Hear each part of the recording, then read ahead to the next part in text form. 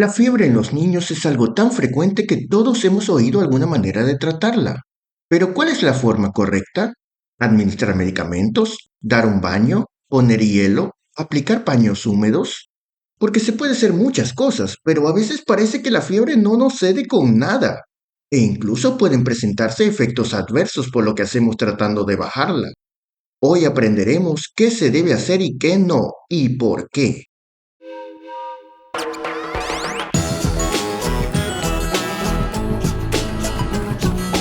¿Cómo bajar la fiebre? Hay algunas cosas que debemos entender antes de hablar de la fiebre. Primero que nada, el ser humano pertenece a los llamados animales de sangre caliente, o técnicamente dicho, animales homeotermos. Eso significa que conservan su temperatura corporal estable, independientemente de si hace frío o calor. No importa si estamos cerca del Polo Norte o en una selva tropical. Nuestro cuerpo se mantendrá siempre alrededor de los 37 grados. Eso significa que logra balancear la cantidad de calor que se produce con la que se disipa hacia el exterior. Para comprender cómo lo hace, pensemos qué ocurre cuando este equilibrio tiende a romperse. Por ejemplo, ¿cómo vemos a alguien que se encuentra en un lugar demasiado caluroso? Probablemente tenga la piel enrojecida y esté sudando. Esta es la respuesta hipotalámica al calor. En nuestro cerebro, una pequeña zona llamada hipotálamo contiene un centro termorregulador que al detectar que la temperatura corporal se está incrementando, manda a las arterias de la piel que se dilaten, de modo que la circulación se dirija más hacia la superficie del cuerpo. Esto hará que el calor producido en el interior del organismo escape rápidamente hacia afuera. Es lo mismo que hacemos cuando movemos la sopa con la cuchara para que se enfríe, poner el líquido caliente del interior en contacto con el exterior. Obviamente no podemos sacar nuestros órganos a ventilar, pero la sangre sí puede dirigirse en mayor proporción hacia la piel. Y a veces con esto basta, pero si no es suficiente, el mismo centro termorregulador ordena a las glándulas sudoríparas que liberen su producto, o sea, el sudor, porque la evaporación del mismo hará que se disipe mucho más calor. Por último, el hipotálamo influye sobre la corteza cerebral generando la sensación subjetiva de estar acalorado, lo que hará que la persona busque un sitio más fresco o se desabrigue o tome bebidas heladas de modo que su temperatura disminuya. En el caso opuesto, ¿cómo se ve una persona que se expone a un ambiente excesivamente frío? Pues primero notamos cambios en su piel que se ve pálida y en casos extremos hasta azulada. Además se pone rígida y comienza a temblar. ¿Por qué ocurre todo ello? Se trata de la respuesta hipotalámica al frío. Al detectar que la temperatura corporal está disminuyendo, el hipotálamo activa mecanismos que producen más calor y lo conservan dentro del organismo. Ahora bien, todas las células generan calor en sus actividades metabólicas, pero son las células musculares durante el ejercicio físico las que más calor producen, por lo que su papel en la termorregulación es crucial. Es por eso que cuando hace mucho frío, el hipotálamo provoca que se contraigan, lo que aumenta el tono muscular causando rigidez o incluso genere los movimientos típicos de lo que llamamos escalofríos. Pero no basta con generar calor, hay que evitar que se pierda. Para ello, el hipotálamo, a través del sistema autónomo, ordena a las arterias de la piel que se contraigan, de modo que la sangre circula menos por la superficie, lo que a su vez mantiene el calor por más tiempo en el interior. Al disminuir la circulación arterial, la piel se verá pálida y si la vasoconstricción arterial es muy intensa podría notarse solo la red venosa superficial, lo que dará a la piel una apariencia moteada o reticulada, conocida como cutis marmórea por su similitud con el mármol. Este aspecto y este color violáceo suele ser más evidente en las extremidades y en la boca, es decir, en las zonas distales del cuerpo. Pero esto no es lo único. El hipotálamo también influye sobre la corteza cerebral generando la sensación de tener frío, lo que hace que busquemos abrigo lo más pronto posible, ya que la contracción muscular es agotadora y la restricción del flujo sanguíneo a la piel puede ser perjudicial a largo plazo para la misma. Como vemos, la temperatura corporal está gobernada desde el cerebro.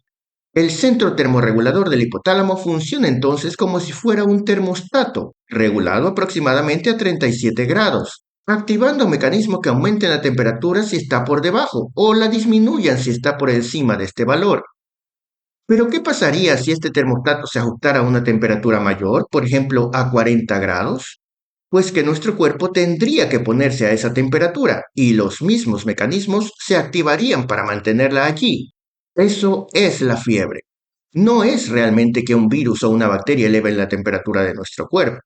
Es nuestro propio cuerpo el que decide elevar su temperatura para combatir a ese virus, esa bacteria o cualquier otra cosa que nos esté atacando, aunque ni siquiera sea una infección. Puede haber fiebre en trastornos inflamatorios, en tumores, después de una vacunación, etc. Pero siempre es el sistema inmunológico activándose. Y es que el calor aumenta la velocidad de todas las reacciones químicas y por tanto acelera el metabolismo, haciendo más rápidas nuestras defensas. Este mecanismo es particularmente importante en los primeros días de una infección, cuando aún no se han desarrollado anticuerpos. También cuando se trata de gérmenes desconocidos para el organismo, o si otras defensas se encuentran deprimidas o aún no bien desarrolladas, o si la infección es muy grave y requiere de todas las defensas posibles. Una ventaja adicional es que obliga al niño a descansar y le recuerda que está enfermo y que debe cuidarse. No obstante, también tiene sus desventajas. Provoca malestar, gasta mucha energía y puede causar deshidratación si el líquido perdido por la sudoración no es restituido suficientemente. Por otra parte, la ventaja inmunológica que produce no siempre es tan dramática que justifique estas molestias. Muchas veces el cuerpo puede combatir eficazmente una infección aunque no tenga fiebre. Es por ello que con frecuencia conviene al menos disminuirla, aunque ya vemos que no siempre sea lo mejor quitarla del todo. Pero antes de pasar al tratamiento, debemos saber que no toda elevación de temperatura es fiebre. Imaginemos, por ejemplo, que un bebé se encuentra excesivamente abrigado estando el clima cálido. A lo mejor cuando le medimos la temperatura nos marque 38 grados centígrados, pero no es que tenga fiebre, porque la elevación térmica se debe a un agente externo. En la fiebre es el mismo cuerpo que se calienta solo. Aquí hablamos de hipertermia no febril, o sea, una elevación de temperatura que no se debe a que el hipotálamo la haya producido. Por otra parte, la temperatura corporal normalmente aumenta un poquito en ciertas horas del día y disminuye en otras, algo que llamamos variación circadiana, aunque no suele ser sino medio grado más o medio grado menos. También se eleva ligeramente en los días de la ovulación durante el ciclo menstrual, e incluso hay una muy pequeña variación de la temperatura normal con la edad. También hay que tomar en cuenta que no es lo mismo tomar la temperatura bucal, axilar o rectal. Generalmente en la axila se detecta medio grado menos y en el recto medio grado más que al medir en la boca. Así que decir que siempre tendrá que haber exactamente 37 grados no es del todo cierto. Y con todos estos datos ya podemos entender la definición de fiebre y diferenciarla de la hipertermia no febril. Fiebre es la elevación de la temperatura corporal por encima de lo normal como consecuencia de cambios en el centro termorregulador del hipotálamo. Ya hemos visto que lo normal es más o menos 37 grados centígrados, pero que en ocasiones esto puede variar un poco. Por otra parte, notamos que para que sea fiebre debe ser producida por el hipotálamo. Así pues, cuando vemos un niño con alza térmica puede ser dos cosas, fiebre o hipertermia no febril. Esta última a su vez puede ser provocada por una fuente de calor externo, como cuando hace mucho sol o el niño está cubierto por demasiados abrigos, o por un desajuste interno, ya sea por producción excesiva de calor o por incapacidad de disiparlo. La producción excesiva de calor puede darse cuando el metabolismo basal o la actividad muscular están intensa y anormalmente elevadas, como en una crisis de hipertiroidismo, en un estado epiléptico prolongado, en el tétanos o en la llamada hipertermia maligna, que es una reacción rara a ciertos anestésicos a la que están predispuestas genéticamente algunas personas. Al ser sometidas a cirugía y recibir la anestesia, ellos desarrollan rigidez y espasmos musculares que pueden llevarlos incluso a necrosis de los músculos y hasta causar la muerte. La incapacidad de disipar el calor se puede dar en la intoxicación por atropina o similares, porque estas sustancias bloquean la secreción de sudor, lo que hace que no se pueda utilizar este mecanismo para eliminar el calor producido. En ambos casos, el problema no es que el hipotálamo esté desajustado, sino que sus esfuerzos han sido sobrepasados y ya no bastan para regular la temperatura. Cabe destacar que los medicamentos que se usan para bajar la fiebre no sirven de nada en las hipertermias no febriles. En ellas solo están indicados los medios físicos, además de los tratamientos específicos para el trastorno de base que esté provocando dicha hipertermia. Así que hasta ahora ya podemos concluir que el primer paso ante un niño con sospecha de fiebre es asegurarse de que realmente tenga fiebre. Eso incluye dos cosas. Primero, medir bien la temperatura, no solo poner la mano y sentir si está caliente. Se debe valorar al niño en un ambiente cómodo, o sea, ni muy caluroso ni muy frío. Ver que no esté demasiado abrigado. Usar un buen termómetro, por ejemplo, uno electrónico de contacto y colocarlo en la boca, la axila o el recto según el caso, pero siempre tomando en cuenta que la temperatura normal es diferente en cada sitio. Habitualmente se prefiere la vía rectal en los bebés hasta los 2 o 3 años, porque es más exacta. La segunda opción es la bucal, siendo la axilar la más cómoda pero la menos fiable, sobre todo si el ambiente externo está muy frío o muy caluroso. Hay que mantenerse vigilando que el termómetro no se mueva, se caiga o incluso que el mismo niño no haga trampa para calentarlo o enfriarlo artificialmente.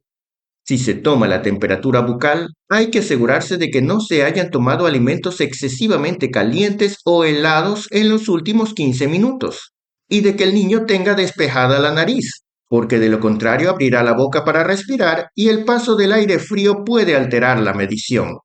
Los termómetros remotos que se apuntan hacia la frente o hacia el oído solo funcionan bien si se utilizan de manera correcta, pudiendo dar lecturas imprecisas en muchas circunstancias, por lo que su uso preferiblemente debe hacerlo solamente alguien que conozca bien sobre su manejo. En cuanto a los termómetros de mercurio, ya no se recomiendan por el riesgo de que se rompan y liberen el mercurio que es tóxico. Segundo, si la temperatura está elevada, diferenciar si es fiebre o hipertermia no febril. Para ello habrá que reconocer los signos y síntomas que acompañan a estas situaciones. Por ejemplo, en el hipertiroidismo, los niños comen mucho, pero son delgados y hacen deposiciones frecuentes. Suelen verse nerviosos e hiperactivos. Tienen taquicardia, sudan bastante y a veces tienen los ojos muy brotados, algo que se denomina exoftalmos.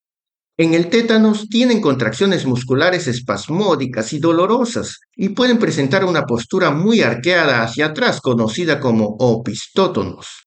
Las convulsiones y las reacciones a anestésicos también son fáciles de reconocer si uno lo piensa.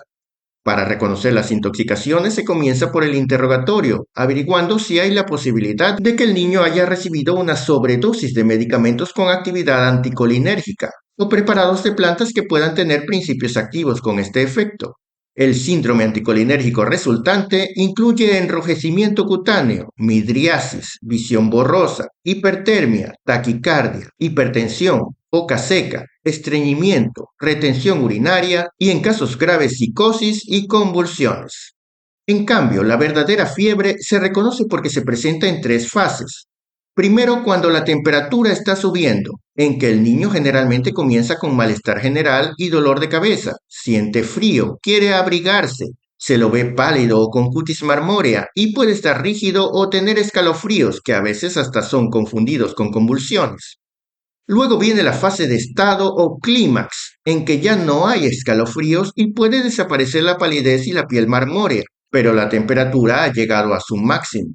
Si la fiebre es muy alta, algunos niños susceptibles pueden llegar a presentar delirios o convulsiones, aunque no quedan secuelas ni daño cerebral por convulsiones febriles simples.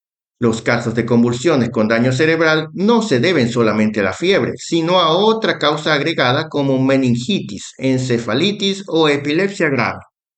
Por último está la fase de retorno a la temperatura normal, en que la piel tiende a enrojecer y suele haber transpiración, porque se está disipando el calor en exceso. Durante esta fase, si hay sudoración profusa y el niño no ha sido hidratado correctamente, puede haber sensación de desmayo por caída de la presión arterial debido a la pérdida de líquido. Esta secuencia refleja la acción del centro termorregulador hipotalámico, lo que nos confirma el diagnóstico de fiebre verdadera. Ahora sí podemos hablar del tratamiento. Si se trata de una hipertermia no febril, habrá que utilizar medios físicos. Los antipiréticos no sirven. Hay que desabrigar al niño. Si está consciente y puede beber, debemos administrarle líquidos fríos. Además, hay que mojar la piel, lo que puede ser mediante un baño con agua fresca o aplicando compresas húmedas. La aplicación directa de hielo o baños helados no es recomendable, porque además de generar dolor e incomodidad, pueden provocar vasoconstricción cutánea y contracción muscular refleja, que paradójicamente eleve la temperatura. Tampoco se debe aplicar alcohol, que puede irritar la piel e incluso intoxicar si es un bebé o se aplica en gran cantidad. Si la causa es exógena, eso será todo. Si se trata de un estado hipermetabólico o una intoxicación, hay que dar tratamiento específico. Por ejemplo, fármacos antitiroideos para la crisis de hipertiroidismo, dantroleno para la hipertermia maligna por anestésicos, antiepilépticos para las convulsiones, inmunoglobulina y antibióticos contra el tétanos, fisostigmina para el síndrome anticolinérgico, etc. El tratamiento de la fiebre incluye varios aspectos que se deben considerar, ya que no hablamos de un síntoma directo provocado por un agresor externo, sino de un síndrome que se genera como mecanismo de defensa. Para bajar la temperatura se pueden utilizar fármacos antipiréticos o medios físicos, pero cuál elegir depende de la edad, de la enfermedad asociada y de en qué fase de la fiebre nos encontremos. Recordemos en primer lugar que no siempre conviene normalizar del todo la temperatura. Si hemos decidido bajarla, la mayoría de las veces el acetaminofeno paracetamol suele ser la mejor opción. Todos los fármacos antipiréticos actúan sobre el centro termorregulador del hipotálamo, reajustando el termostato, de modo que se activan los mecanismos intrínsecos que devuelven la temperatura a su estado basal. Esto significa que al actuar el niño puede empezar a sudar, por lo que es indispensable asegurarse de que esté siendo correctamente hidratado. Por otra parte, aunque la inmensa mayoría de las veces el paracetamol no ocasiona ningún problema, incluso si la dosis se sobrepasa un poco, una gran sobredosis puede agotar las reservas de glutatión y ocasionar gastroenteritis y daño hepático fulminante, sobre todo si ya había una lesión hepática previa o si concomitantemente se está expuesto a otros fármacos, drogas o productos hepatotóxicos como el alcohol. Una alternativa son los llamados antiinflamatorios no esteroides o AINES, pero en cambio ellos pueden causar a veces gastritis o actuar como antiagregantes plaquetarios. En los cuadros infecciosos, el menos recomendado actualmente es la aspirina, porque en las infecciones virales como la varicela, la mononucleosis infecciosa y otras, puede provocar una reacción llamada síndrome de Reye, que aunque es bastante rara, es impredecible y sumamente grave. Consiste en una encefalopatía por daño hepático. No se recomiendan en las enfermedades febriles con riesgo de hemorragias, como el dengue con plaquetopenia o la fiebre amarilla, pero se pueden emplear en muchos otros casos. Salvo en algunas enfermedades en que específicamente se recomienda aspirina, el AINE más utilizado actualmente es el ibuprofeno. Algo que muchas veces asusta a los padres es cuando los antitérmicos no bajan la fiebre, al menos no completamente. Esto suele ocurrir en los primeros días de una enfermedad infecciosa, porque el cuerpo en esta fase depende de la fiebre para defenderse y el hipotálamo no se deja convencer tan fácilmente. Habitualmente la temperatura sí baja, pero no a lo normal, y en realidad esto es lo mejor. Normalmente los días siguientes la respuesta al remedio ya se hace más notoria. Los medios físicos bajan la temperatura más rápidamente mientras más pequeño sea el niño, pero esto no siempre es bueno. Por ejemplo, nos pueden ayudar a bajar la temperatura más rápido si ya estamos en la fase de descenso de la misma. Pero si los administramos cuando recién está subiendo la temperatura, el hipotálamo luchará contra ellos, generando más malestar, vasoconstricción y escalofríos, lo cual es agotador para el niño y puede ser contraproducente cuando lo que realmente necesita es descansar para recuperarse. De poco sirve tener la temperatura normal en la piel si por dentro la enfermedad avanza peor. Así que debemos ser racionales y moderados en su indicación. Con o sin medios físicos, la fiebre agota y deshidrata. Es preciso ofrecer al niño suficientes líquidos, y si no puede tomarlos por vía oral por deterioro de conciencia o vómitos o incapacidad de tragar, habrá que administrarlos por vía endovenosa. No podemos permitir que un niño se deshidrate, porque su recambio líquido es muy acelerado y puede complicarse en poco tiempo. Los signos de que un niño está deshidratado incluyen que tenga sed, que orine poco, que la orina salga muy concentrada, que llore sin que salgan lágrimas, que la boca se sienta seca por dentro o con saliva muy espesa, que los ojos estén hundidos y en los bebés que la fontanela esté deprimida. Un niño deshidratado puede llegar a tener deterioro de conciencia y agravarse rápidamente. Si ya está suficientemente hidratado, se le puede ofrecer comida suave, pero no hay que obligarlo a comer. Eso sería contraproducente, puede provocarle náuseas, vómitos, dolor abdominal, gases e incluso diarrea. Eliminar la causa de la fiebre es lo ideal, pero muchas veces es la inmunidad del mismo cuerpo la que se encarga de eso. Los antibióticos pocas veces sirven de algo, solamente pueden combatir bacterias, pero la gran mayoría de las situaciones que ocasionan fiebre no son producidas por bacterias, sino por virus. Las infecciones virales no solo no responden a estos medicamentos, sino que se pueden complicar o prolongar por el uso de antibióticos. Eventualmente hay infecciones virales, micóticas o parasitarias, o cuadros febriles no infecciosos, que pueden responder a medicamentos o terapias específicas, pero son la minoría de los casos y deben ser tratados bajo supervisión profesional para evitar mayores problemas. Tampoco hay que apresurarse a hacer exámenes de laboratorio sin una indicación específica. En los primeros días de la fiebre, tanto los hemogramas como las serologías para infecciones suelen dar resultados engañosos que no solo que no ayudan, sino que llevan a conclusiones equivocadas. Así que no solo se perderá dinero, sino que se puede complicar al niño con tratamientos erróneos basados en estos resultados.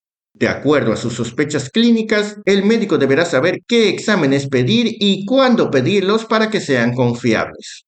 Por último, nunca debemos olvidar que la fiebre no es el problema, sino una manifestación de que el cuerpo está luchando contra algo. Hay que explicar a la familia que más que bajarla, se debe descubrir su causa y mantener al niño estable, hidratado y vigilado, mientras el tratamiento específico y la inmunidad propia del cuerpo eliminan la enfermedad de base. Mientras más pequeño sea el niño, más rápido los padres deben llevarlo a consulta para averiguar la causa de la fiebre. En un neonato o un niño de menos de 3 meses de vida, la aparición de fiebre debe ser motivo de preocupación y hay que acudir inmediatamente al médico porque a esta edad puede ser el único signo de un cuadro grave que amenace la vida del bebé. En un escolar o un adolescente, por el contrario, es más probable que se trate de un cuadro pasajero sin mayores consecuencias. No obstante, siempre hay que vigilarlo y estar en contacto con el médico para estar seguros. Si observamos deshidratación que no se resuelve de inmediato tomando líquidos, incapacidad de alimentarse, somnolencia más allá de lo normal, rigidez de nuca, convulsiones, dificultad para respirar o cualquier síntoma extraño, la valoración en el hospital debe ser inmediata porque podría tratarse de una enfermedad grave que requiera tratamiento urgente. En todo caso, siempre es el médico el que debe decidir y asesorar a la familia. Espero que les haya gustado este resumen. Nos vemos en una próxima ocasión.